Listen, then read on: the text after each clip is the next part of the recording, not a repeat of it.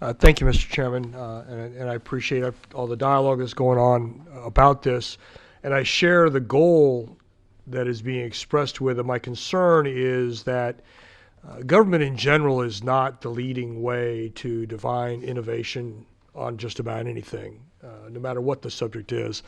And to Representative Alexander's point, the private sector is looking for solutions.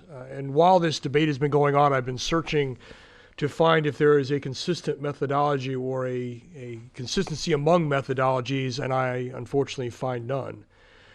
I find an ISO standard, a standard from the British over in the UK. I find another number of other standards, and there is not a consistent or standardized methodology that exists today. And I'm concerned that we're going to turn over to a government organization which is not in the academic environment or in the private sector, where they look at this on a routine basis, and that we would then come up with policy. And while I do understand that this bill is only to establish a methodology, unfortunately, as we know, many times when bills and government say we're only going to define the process, we're really not going to implement it, we promise. That's just not the case. When you finally define a methodology and it comes forward, it is unlikely that that methodology will not be enforced unless there's some fiscal note that we just can't afford.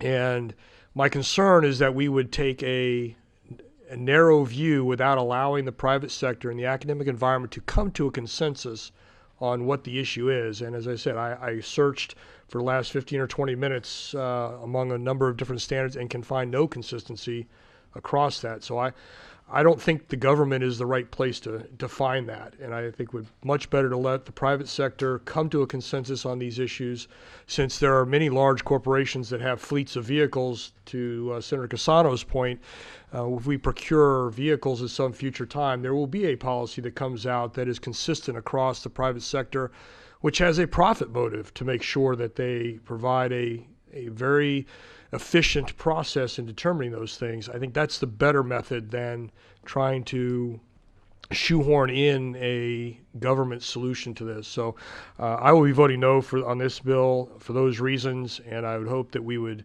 look to a private sector solution as opposed to allowing the government to define the process ahead of consensus between the academic environment and the private sector. Thank you.